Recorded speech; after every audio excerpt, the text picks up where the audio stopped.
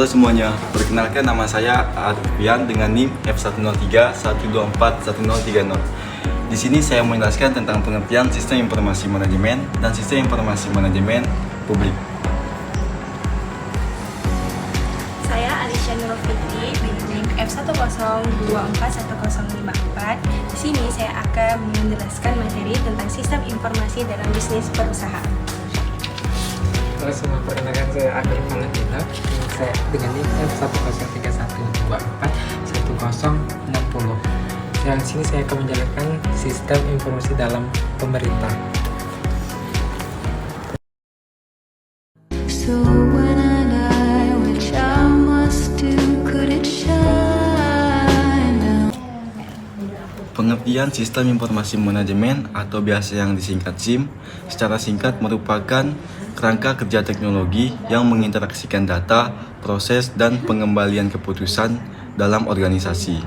Nah, dalam sistem informasi manajemen publik, yaitu adalah kebutuhan manajemen dalam upaya mendukung fungsi-fungsi dan aktivitas manajemen pada suatu organisasi. With you, just my love is mine, all mine.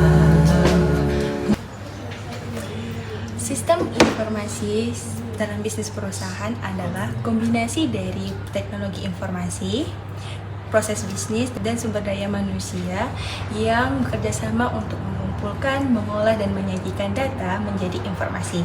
Nah, informasi ini digunakan untuk mendukung operasional sehari-hari, mengontrol perusahaan, dan membantu manajemen dalam pengambilan keputusan yang strategis. Manfaat dari sistem informasi dalam bisnis perusahaan yang pertama yaitu meningkatkan efisiensi. Nah, pekerjaan yang tadinya dilakukan secara manual kini bisa dilakukan otomatis oleh sistem. Nah, yang kedua yaitu membantu mengambil keputusan. Pimpinan kini bisa melihat laporan keuangan, penjualan itu dengan cepat dengan data yang lebih akurat, sehingga pengambilan keputusan bisa lebih tepat. Nah, yang ketiga yaitu meningkatkan kepuasan pelanggan.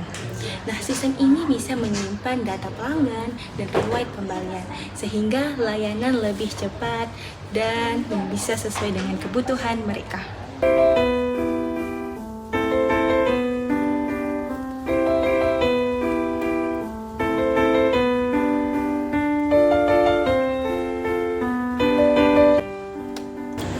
Contoh sistem informasi dalam bisnis perusahaan yaitu Enterprise Resource Planning atau ERP.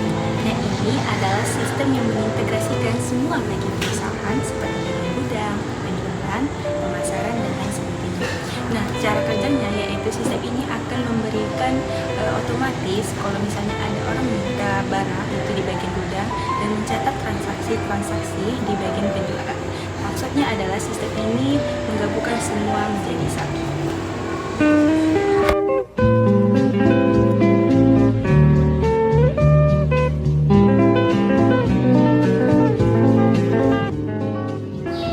Nah teman-teman, tadi kan tadi bahas beberapa sistem informasi. Kali ini kita akan membahas sistem informasi yang berkaitan dengan pemerintah.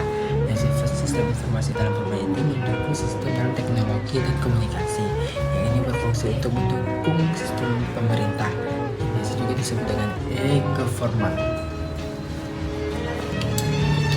Nah, ada juga nih manfaatnya teman-teman. Yang pertama itu meningkatkan transparansi, yang kedua itu meningkatkan akses layanan. Yang contohnya itu seperti layanan akses pajak. Sekarang ini kita membayar pajak itu hanya cukup bisa menggunakan handphone saja tanpa harus ke kantor pajaknya. Kesimpulannya adalah sistem informasi adalah tulang punggung dalam organisasi modern yang dalam pemerintah berfokus pada peningkatan kualitas publik dan juga transparansi adalah untuk meningkatkan masyarakat secara lebih baik.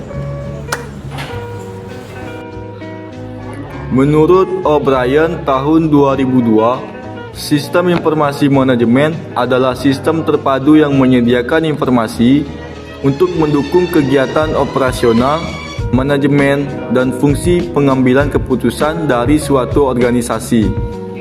Beberapa ahli telah memberikan rumusan tentang sistem informasi manajemen, antara lain sebagai berikut.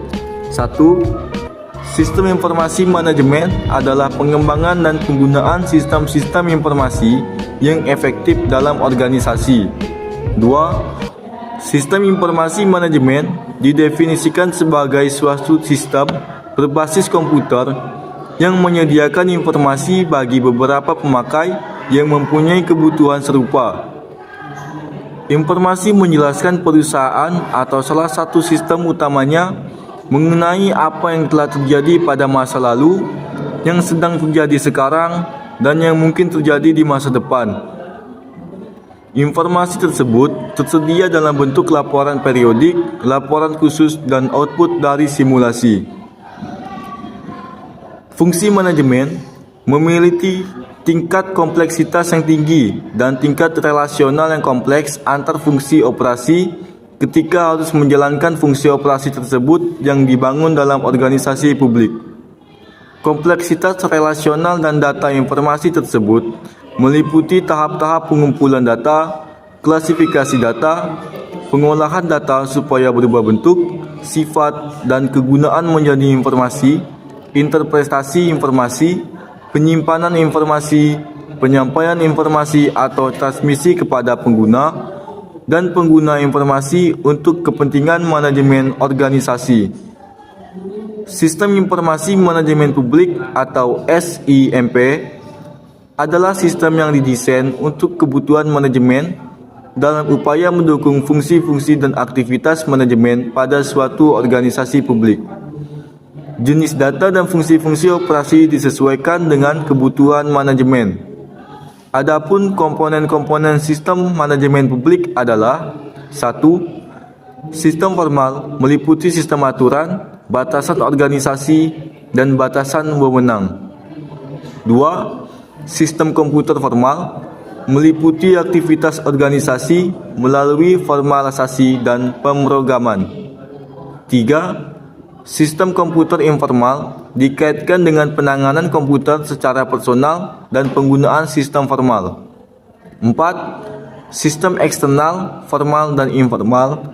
Tidak ada organisasi hidup dalam isolasi dan keterkaitan antara organisasi dengan lingkungan eksternal yang terjadi. Nah, dalam penerapannya, sistem informasi manajemen publik terdiri dari beberapa alat-alat penting, yaitu perangkat keras berfungsi sebagai sarana untuk mengoperasikan sistem, perangkat lunak menyediakan aplikasi atau platform yang digunakan, basis data menyimpan dan mengorganisir seluruh informasi, sumber daya manusia bertugas sebagai pengelola dan operator sistem, serta prosedur dan mekanisme yang menjadi acuan dalam pengoperasian agar sesuai dengan aturan yang berlaku. Selain itu, jaringan dan infrastruktur teknologi juga diperlukan untuk memastikan keterhubungan antar instansi sehingga tercipta integrasi yang baik. Fungsi utama dari sistem informasi manajemen publik adalah meningkatkan efisiensi kerja birokrasi, mempercepat pelayanan kepada masyarakat, meningkatkan transparansi dan akuntabilitas, memudahkan pengelolaan administrasi publik, serta mendukung proses pengambilan kebijakan berdasarkan data yang terintegrasi. Dengan adanya SIM, berbagai layanan publik yang sebelumnya dilakukan secara manual dapat dialihkan menjadi digital, sehingga masyarakat menjadi lebih mudah mengakses layanan kapan saja dan di mana saja. Contoh penerapan sistem informasi manajemen publik di Indonesia dapat dilihat pada berbagai sistem, seperti Sistem Informasi Administrasi Kependudukan atau SIAK, yang digunakan untuk pengelolaan data kependudukan. Dan ada juga Sistem Informasi Pemerintahan Daerah atau SIPD, yang mengelola perencanaan dan keuangan daerah.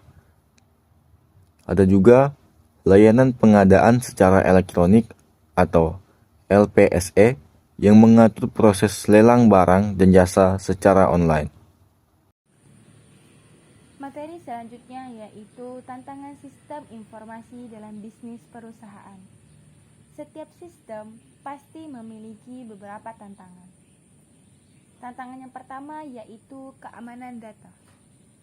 Seiring dengan meningkatnya jumlah data digital, risiko terhadap keamanan juga bertambah. Perusahaan harus menghadapi ancaman seperti serangan siber, malware, dan kebocoran data. Masalahnya adalah bagaimana cara melindungi data yang sensitif, baik itu milik perusahaan ataupun milik pelanggan, dari akses yang tidak sah. Perusahaan perlu berinvestasi pada firewall yang kuat, enkripsi data, dan pelatihan karyawan tentang bagaimana praktik keamanan siber. Kelalaian dalam aspek ini dapat merusak reputasi perusahaan, bahkan bisa menyebabkan kerugian finansial yang besar dan juga bisa menjadi tuntutan dalam hukum. Tantangan yang kedua yaitu biaya implementasi dan pemeliharaan.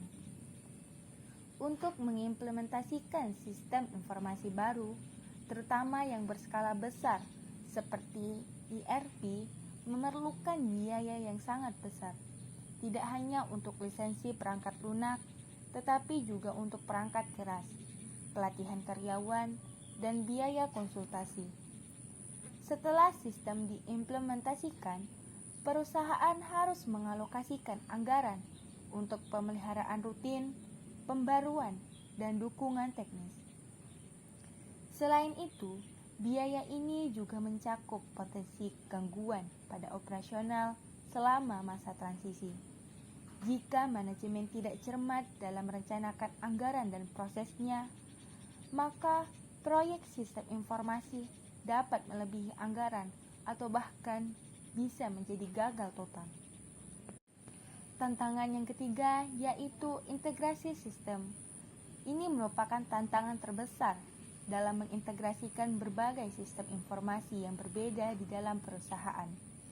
Seringkali perusahaan menggunakan berbagai perangkat lunak dan platform untuk departemen yang berbeda, seperti Enterprise Resource Planning atau ERP untuk operasional, Customer Relationship Management atau CRM untuk penjualan, dan sistem akuntansi terpisah.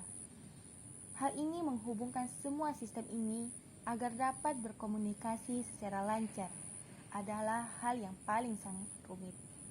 Jika integrasi tidak berhasil, data bisa jadi tidak sinkron, bahkan bisa menyebabkan inkonsistensi dan kesalahan dalam pengambilan keputusan. Misalnya, data inventaris di gudang tidak cocok dengan data penjualan, yang bisa mengakibatkan kekurangan stok atau bahkan kelebihan persediaan.